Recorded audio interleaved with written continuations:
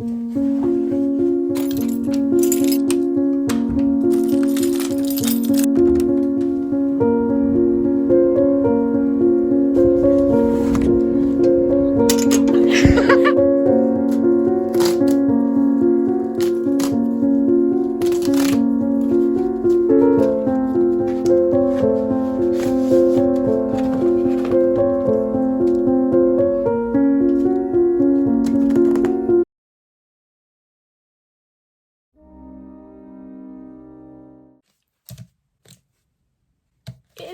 in my hands. I have it here. Oh my goodness. I need to put my glasses on. Hang on. That's better.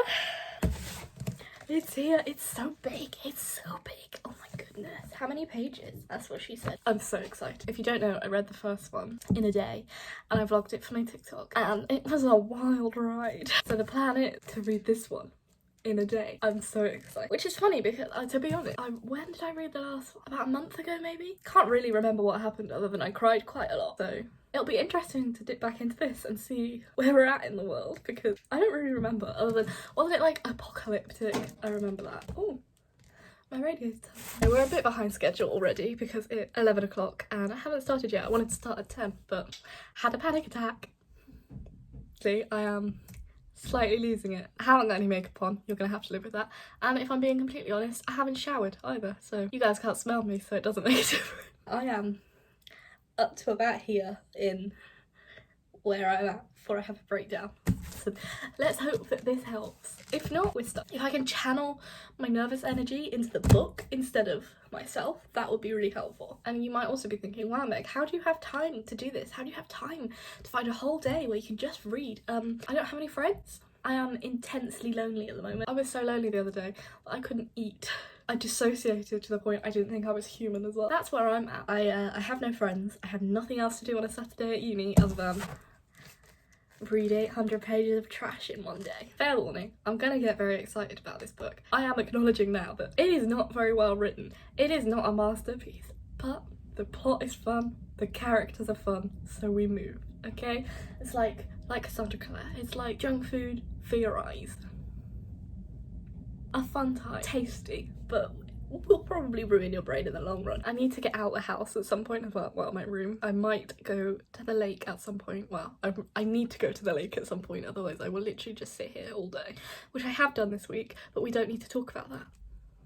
Anyway, that's where we're at. Welcome to me reading this brick of a book. I could knock someone out with this. Oh my god. Yeah, I'm gonna read this in a day. Actually, I need to film a TikTok first. I will do that and then we will start. Hi, Editing Meg here. Just wanted to pop on and say, if you're looking for an intellectual analysis or interpretation, in fact, if you're looking for any coherent thought at all, this is not the vlog for you. It has spoilers all the way through it for the first Crescent City book, this book, Throne of Glass, and Akatar, because I have no filter on what comes out of my mouth from my brain. So, no thoughts, head empty, spoilers. Enjoy the video.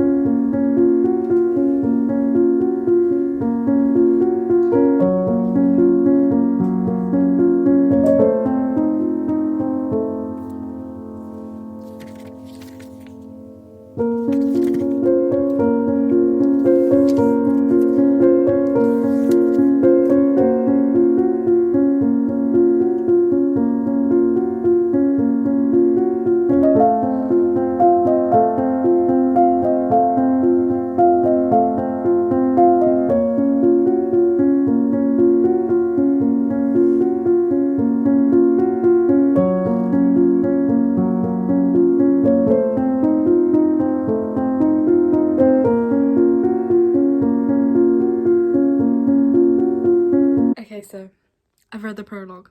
That's all I've read. And I have thoughts. I have so many thoughts. First of all, I've sort of realised that even though Crescent City was so info-dumpy and there was so much world building, if you could call it that, I have no idea where this magic comes from. So they all have magic, but where does it come from? Like, how do they... There's like a line where it says Sophie has energy, she can use energy and like command energy in the world. But like, that's all that we know about how and where this magic comes from. So, but also, I can sense another Tamlin Reese style thing here. We all know that Sarah J Maas does not do Endgame in the first book. Kale and Dorian and Tamlin, we know Hunt cannot be Endgame. And if he is, so I'm like sat here and I'm like waiting for that to happen. Maybe that would be interesting if she actually like went back on herself and decided, no, I did make him Endgame in the first book. But you can just see that it's coming. And also that kind of like, it links so clearly with the other book series. So like, I think Olivia talks about how she sees Sarah J Maas's books as like all in one big universe, sort of like the Marvel universe. And the prologue, you can see that so much, especially because, so Crescent City is like urban fantasy, like there's like phones and drugs and alcohol and clubs and stuff like that. So I'm like sat here thinking, I'm like, what if Crescent City is like the future of like maybe the Throne of Glass world? Or because like Throne of Glass and ACOTAR are like the different worlds in the same universe, right? We know this because Aileen sees Feyre and Rhys in Kingdom of Ash. I told you there'd be spoilers. Like this is me theorizing about the Sarah J Maas world, but there are spoilers. So we know they exist in the same universe, and then it's like, how does this one fit in? Well, because it's in the future, maybe it's the future of one of the worlds. I don't know, because the prologue is so heavy on the fantasy and not the urban. It felt so much more like a Throne of Glass chapter. It was really interesting to read it. The other thing is, I have no idea what's going on. I don't know who the characters are very much.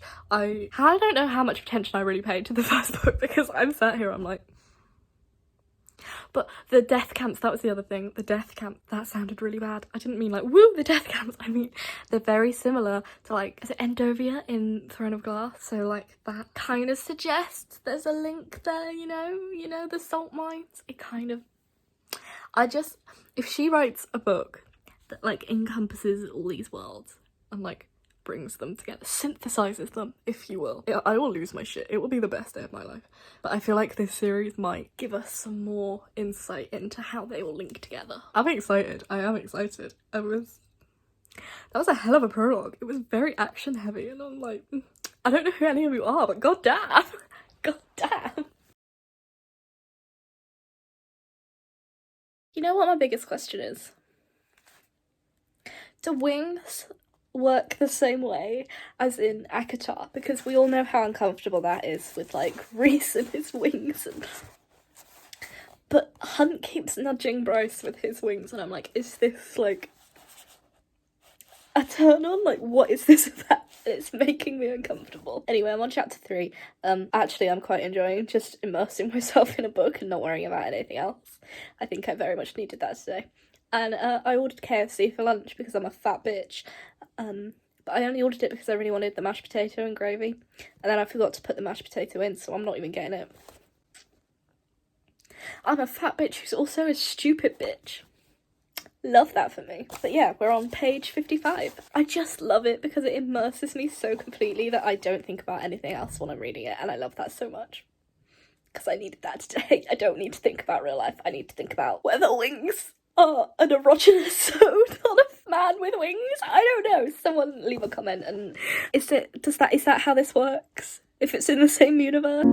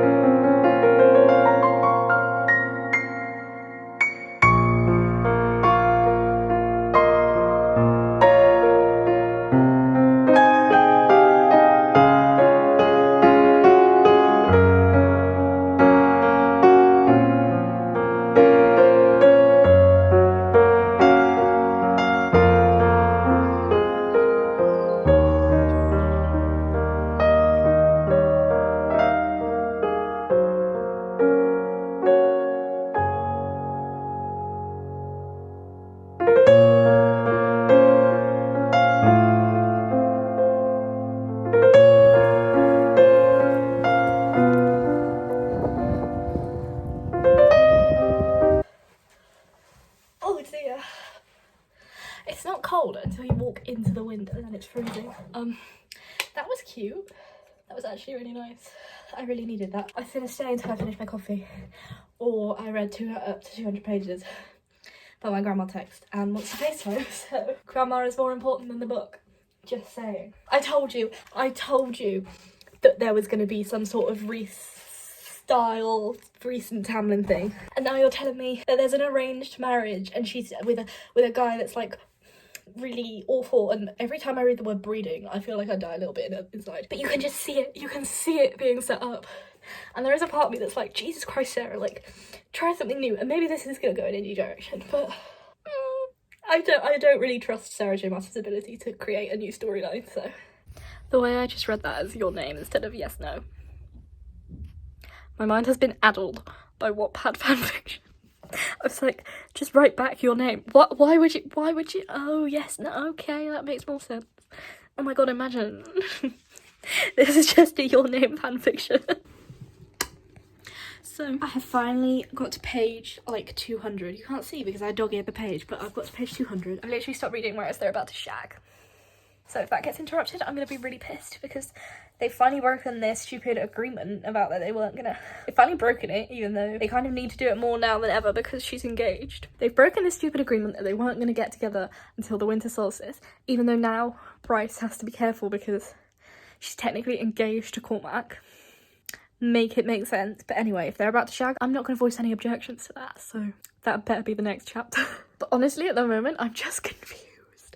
There are so many men, and I don't know the difference between any of them, because to me they're all sort of the same.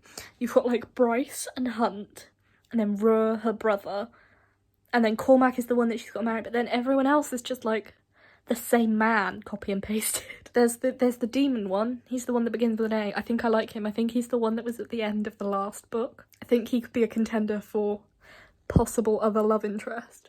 There's the one that begins with a T, who I thought was the same one as the one that begins with an A. Therian? Is that his name? I don't know. I swear I'm taking in what I'm reading. They're just the same person, copy and pasted. And honestly, nothing has happened except stuff. We've learnt stuff that, like, we probably learnt last book anyway. Like, we could have inferred it from the last book. Like, Danica being a rebel and stuff. And it sounds like I'm just beating on it, because it is kind of shit, but I'm also enjoying it, so... The first quarter, because I guess I've read a quarter now, I'm at page 200. The first quarter of a Sarah J Maas book is always the slowest for me. Like, it takes me a while to get into it. It takes a while for them to get going, for the pace to pick up. And I know once I get to about halfway, I'll fly through it. But I better hurry up, because it's like 4:30, and I'm only a quarter of the way through it, so... We better pick up the pace. I better watch my own video about how to read fast. Am I right, kids? Am I right? But yeah, that's where I'm at the moment. It's just a lot of men who are all the same. A bit like real life, if you very much will. I feel like someone's gonna die, and because someone will die, I feel like Sophie is going to, like... I feel like they're gonna find out she's alive and then die. And if at the end of this I come back to this clip and I'm like, you fucking idiot. But still, I'm saying it now. I think she's gonna die. Maybe Cormac, that wouldn't be too bad, because he seems like a bit of an arsehole at the moment, but, like, apparently he's, like, quite integral to the plot. I don't know, we'll find out.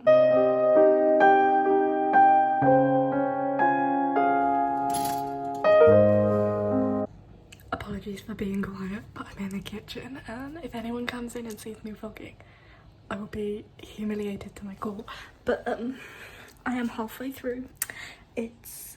like 7:30ish, maybe. So I am making some dinner, and by dinner I mean toast, of course. I feel like I shouldn't be shipping Hunt and Bryce here, right? Because I know what Sarah J Maas is trying to do. She's trying to make me ship them so that when she breaks them apart, I will be broken.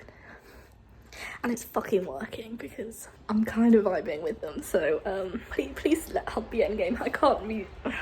I honestly have no idea where this plot's going. I couldn't even guess. Like, I'm at the moment, I am no thoughts, head empty, just reading.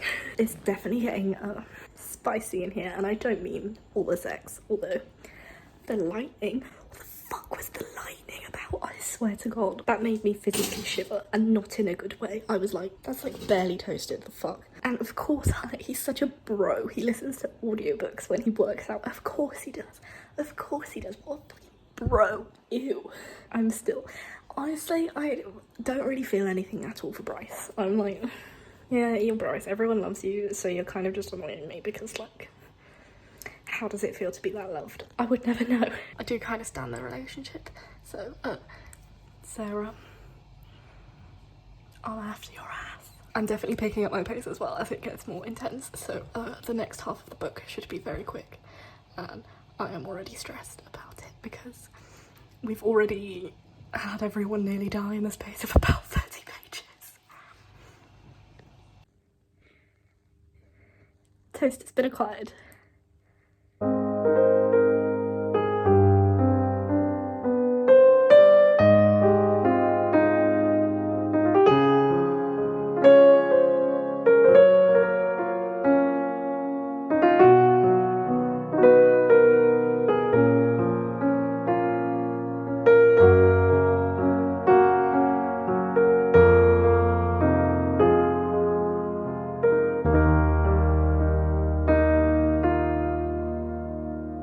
Some of Sarah's plot twists and like big moments would be far more impactful if I had any idea what it meant. So like this one is like the massive black shapes aiming for them, omega boats. What the fuck are they? I don't know what this, I mean, I assume they're bad, but am I supposed to know? Have I missed this as well? I'm honestly, at least she's kind of stopped doing the like cliffhanger every chapter. That annoyed me so much in the Throne of Glass series, because it would be like, here's this massive piece, massive like bombshell, and then immediately another POV, and it's always one short snappy sentence at the end, and I'm like, it really loses its impact when you do it every fucking chapter.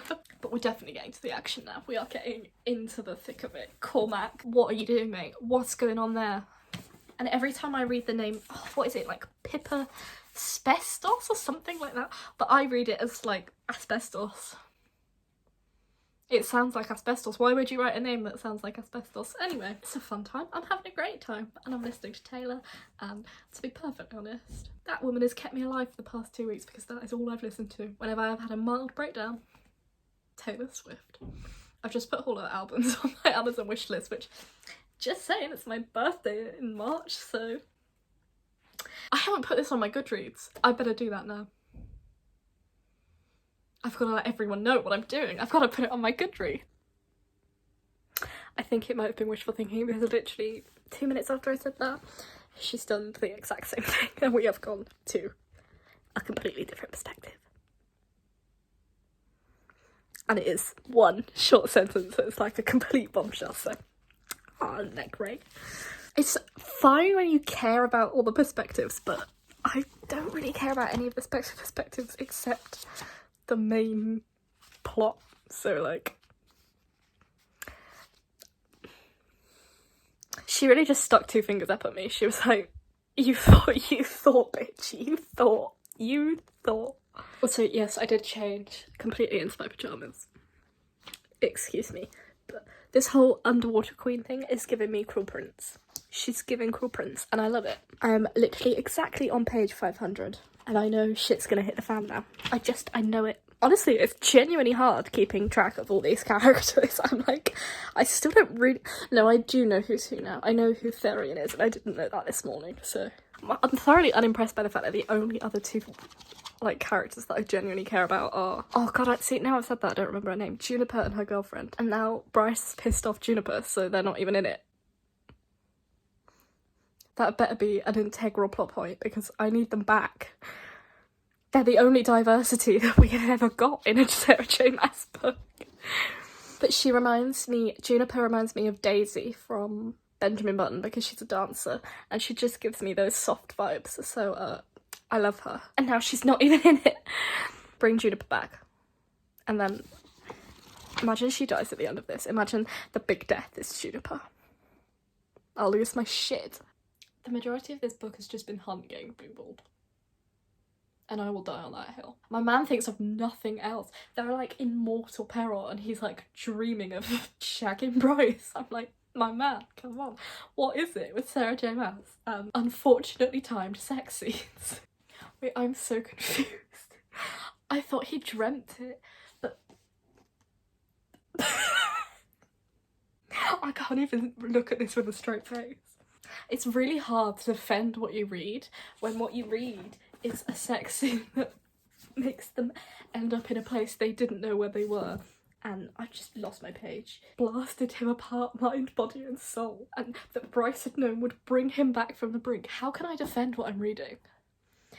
How can I look at someone and go, what are you reading today, Meg? And I show them this book and I know that that is in there. I thought he was dreaming it, but it was like, because that was why it was so unrealistic, but no. It like physically blew them somewhere. I'm sorry, listen, I'm having a lovely time. It's a fun read, but there are places I draw a line and that is there. What the fuck? How? No words. No words. I knew it as soon as she was in that prologue that Sophie was gonna die. I was right. I was goddamn right. You can't do that. You can't do that. She's like turned up, still like tingling, if you very much will, to see a dead person. And though Bryce's body still buzzed with what she and Hunt had done, seeing that slender female body on the table, you can't do that. That's not right. Rest in peace, Sophie. You are nothing but a plot point. And you are also disrespected in death. This one's for Sophie.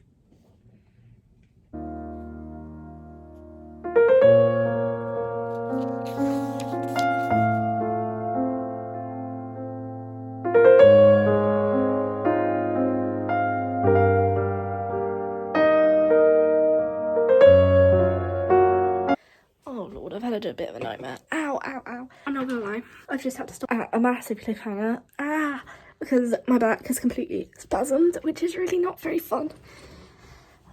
It's not only entirely inconvenient, but slightly concerning because I don't have the mental capacity to deal with a flare-up and everything else going on in my life right now. So I'm grinning and bearing that I'm struggling. Bryce has been an entitled little brat.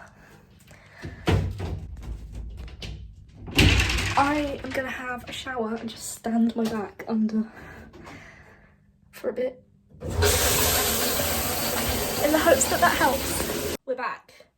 I popped some painkillers, had my shower, which actually really helped because of the way my shower is. I can just lean my head and then my back is like under the spray and it's really nice. Anyway, and we're ready to go again. Hi, how you doing? We're back and we're ready for it all over again. So I'm propped up with pillows. It's nearly 10 o'clock and I have this much left to read, which I have a feeling I'm gonna fly through as long as my back doesn't play up anymore. So the whole thing about Bryce becoming a princess is kind of pissing me off because it kind of sums up everything I don't particularly like about Bryce. Because Hunt is trying to tell her that it's not her, it was like the king manipulating her, but she's the one that acted the way she did, that basically was incredibly entitled, and you can kind of see it coming because she's so loved by everyone. It's like she could never do anything that anyone would be upset with, and now I'm like, you know what, fair enough, Juniper, we know I love my Juniper. It's so unfair of her to act like that, and it's the consequences of her own actions, if it isn't the consequences of her own actions, but everyone has to feel bad for her because she's sat there sad and panicky, and it's like, Bryce, if you weren't such a little brat, you wouldn't be in this situation. Like, I'm not saying, like, obviously her dad is not a good guy, I'm not trying to say that, but it's... He made that trap that he would make her princess if she started banding it around because he knew she would. That she wouldn't be able to resist that entitlement. Well, technically she did it to help a friend, but she did it because she felt there was injustice. Like, Juniper was fine with it. But because she felt there was injustice there, she had to fix it. I'm like, he knew that she would do that, so then he laid the trap. So, seems like that's a you problem, Bryce.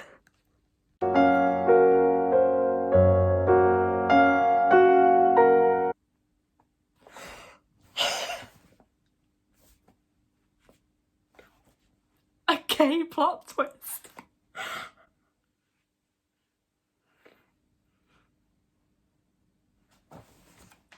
Oh, I love it.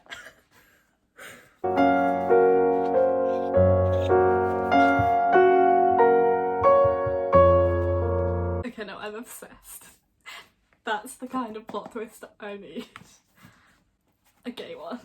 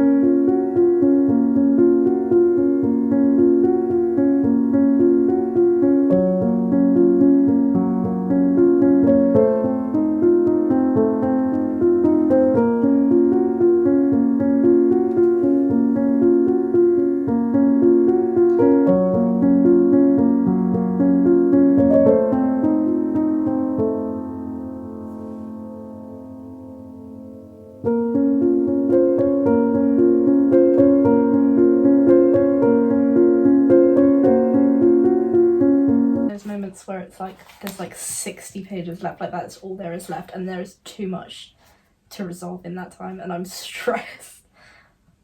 There's just like an overwhelming sense of foreboding that I know something awful's gonna happen later.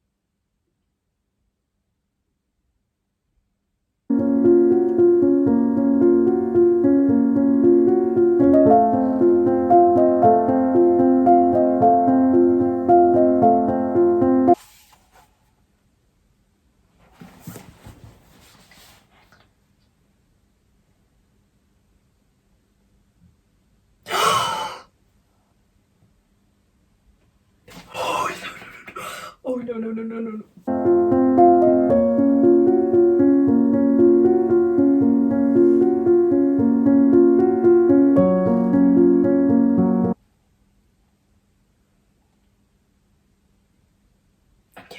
I knew it. I knew it. I knew the hunt was the age. I knew it.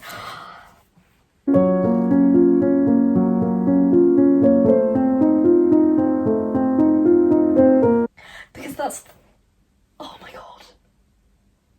That's why she never said anything about the night they were there. Because she's a double agent. It's so obvious.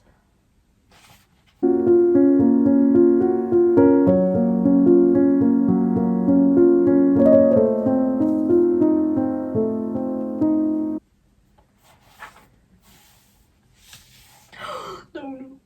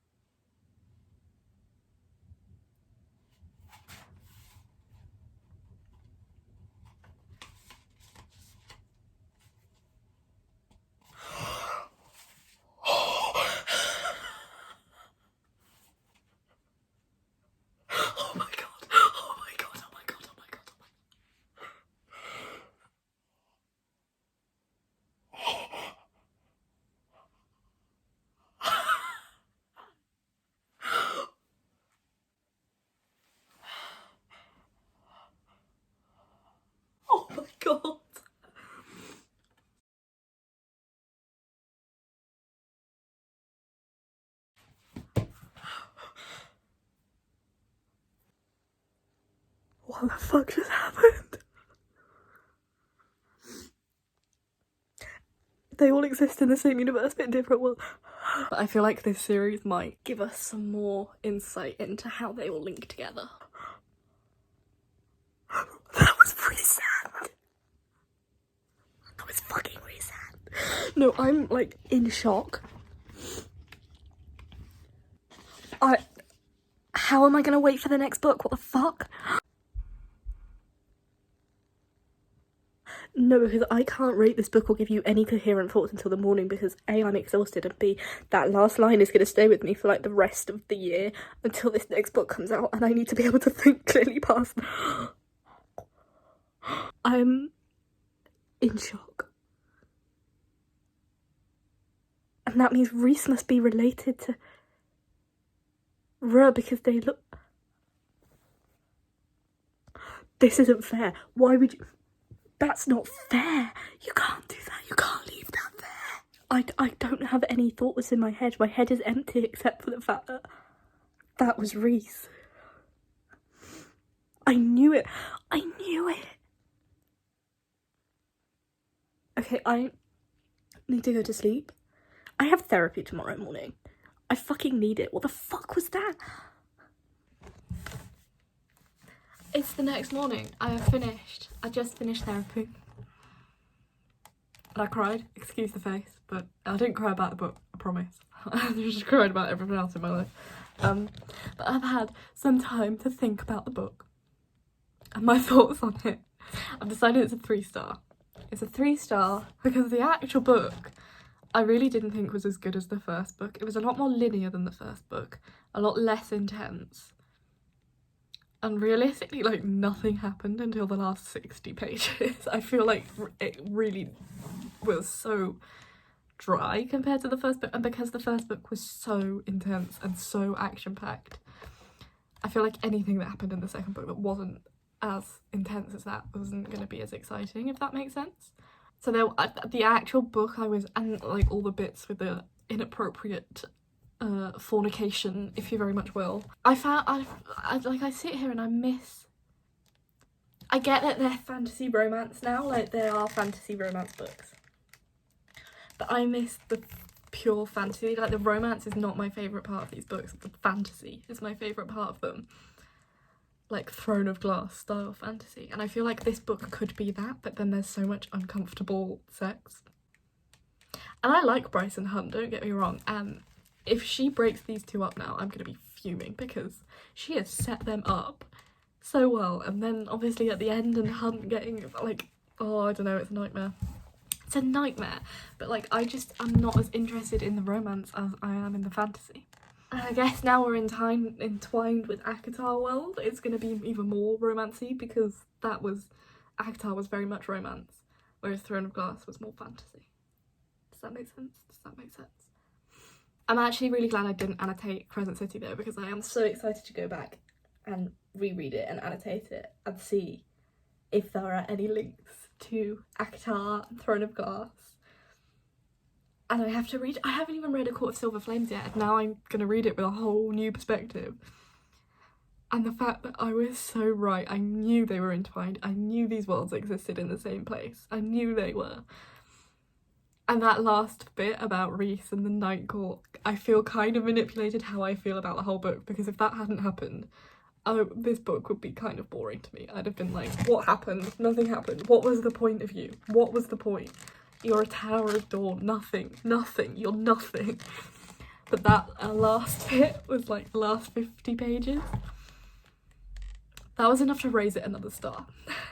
The problem was I'm not enough of a Sarah J Maas stan, and I haven't read them for so long, like the ACOTAR books, that I didn't really get it until right at the end when it was Reese. I was like, oh my god, that's Reese. So I didn't really get that it was like the Night Court and all the other bits that people are like finding links between. I'm only finding them because I've watched other people's videos and I'm like, oh my god, yeah. So there's things like the book, Jessica's book, is the book that the witches use in Throne of Glass. The links between Throne of Glass and this are my most favourite, because I realised that the scene where Aileen is falling through all the worlds and she sees Reese and Feyre, does that mean that she also falls through Crescent City and sees Crescent City? Because I haven't got the book with me, I haven't got Kingdom of Ash with me, but I need to go back and see that, because if she did, I will lose my shit.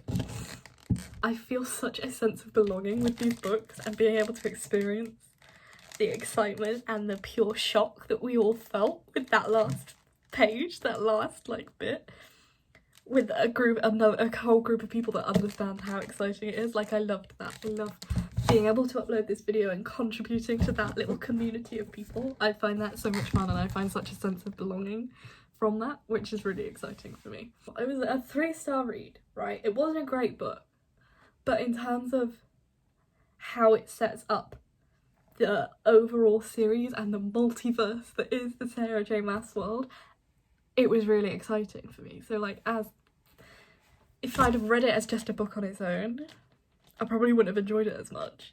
But because it is part of that world, and because of the last bit, I'm like, okay, no, I am gonna carry on with this series. If we have to wait 2 years for the next book, and Bryce isn't in the next Akadar book, I'm gonna lose my shit. I need to bring Silver Flames with me back when I go home, because it's still at home. Thoughts and not enough ways to put them into words, because I'm not a very eloquent person, but that is how I feel about this book. It was not the wild ride I was expecting, except the last 50 pages, which felt like someone had taken my brain out, scrambled it and then put it back in. That's how I felt. I feel like we deserve an action replay of the moment I realised it was Reese.